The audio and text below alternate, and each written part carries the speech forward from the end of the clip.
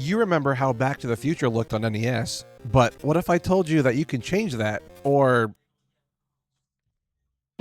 today, we're going to look at some hacks for the NES, so let's get into it. First, we have a hack by Pancake Breakfast. Ugh, sounds so delicious with some syrup. For the original Castlevania. In a time-tested title, you play as Simon Belmont, whipping your way through Dracula's castle to, you guessed it, take down Dracula. It's a title that has stood the test of time, so it needs no further introduction. Now, let's scrap Simon for an equally scrappy character, Little Mac. Could you imagine Little Mac and Simon Belmont in a boxing match? It would be utter chaos. You start by watching Mac walk up to the castle, debating on which zombie's head will get a Mike Tyson-style left hook to end their life. Watch out, Jake Paul. He's coming for you soon. Throw a punch and wow! I did not expect for his arm to stretch out like Stretch Armstrong. Upgrades for the whip instead just make his arms longer. Some throwables have been replaced with boxing gloves, which is amazing. These zombies do not stand a chance. I like how when he walks, he jiggles his fists up and down, and I can picture him going, It's a solid hack, and a good one to change up your playthrough. Next, we have a hack from an unofficially released title, Sunman. Made by Kanoi, they made a hack for Sunman to turn it into what it was always meant to be, Superman. You can tell Sunman was supposed to be a Superman title, but maybe they lost their DC license or never had it to begin with, so they had to change course. Unfortunately, the title never got an official release, but thanks to Kanoi, we can now play the Superman title that we always wanted on the NES. At the beginning, you can see Clark Kent do a spazzy crossfade from him into Superman. This is more like it. They did an amazing job making the character look like Superman, unlike other titles that we won't mention right now. You can fly, throw punches to defeat your enemies. The gameplay is simplistic, but for the NES, the graphics are pretty damn good. Unfortunately, I do believe the only attack you get is this short punch, which means you're gonna get close to the enemy, which in turn means you're gonna take unavoidable hits. Wow, I am getting swarmed! Get off! Next stage, you enter this flying level, which has you going vertically up. And man, this game is pretty hard. Without some kind of ranged attack, you almost feel defenseless. And if you make it to the top, you now have to fight a helicopter with my fists?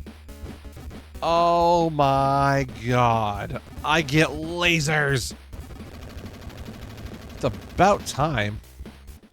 Moving on, you go into this horizontal flying stage that reminds me of a level in Rocket Knight Adventures for the Sega Genesis. Back to the fists. Oh joy. The game itself is okay, but the only redeeming factor really is getting to play as Superman. The next one we have is more of a homebrew, with a hack made for the homebrew. Toy Story on the NES, made by Ai Hao Yang, I hope I pronounced that right, is a bootleg copy of the game you can get for Sega and Super Nintendo. Just as hard and frustrating too. I'll be honest, for an NES port of Toy Story, it's not bad. But holy hell is it ever hard. I feel like it's harder than the other versions. I tried, and tried, and tried to beat the first level, but I couldn't do it.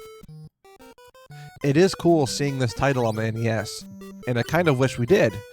Just like how years later, they made a brand new NES cartridge of a Rugrats game for us to play in the year 2024.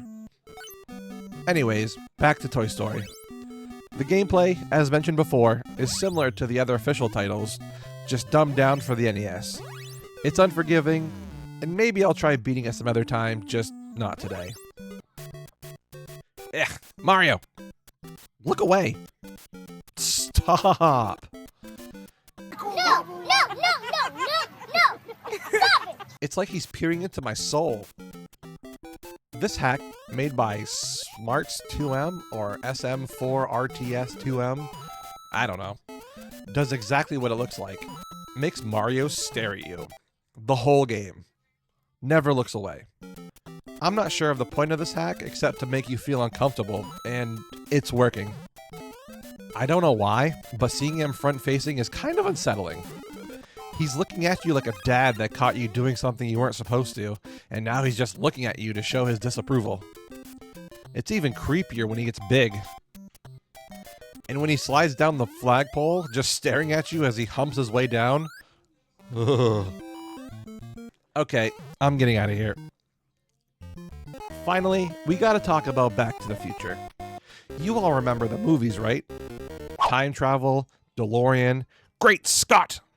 They were amazing.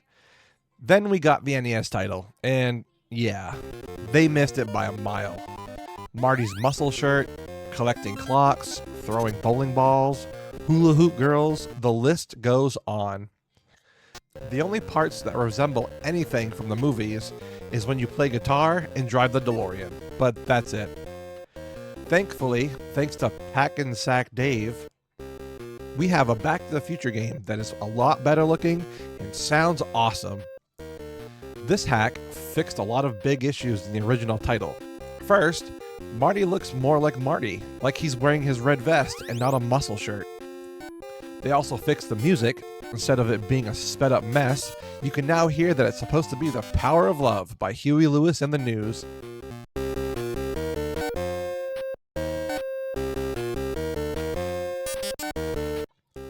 Also, the picture on the bottom of the screen is fixed to look way better than the original. When you play guitar, you can now hear it's supposed to be Johnny B. Good, and not that other jarbled mess of a guitar track.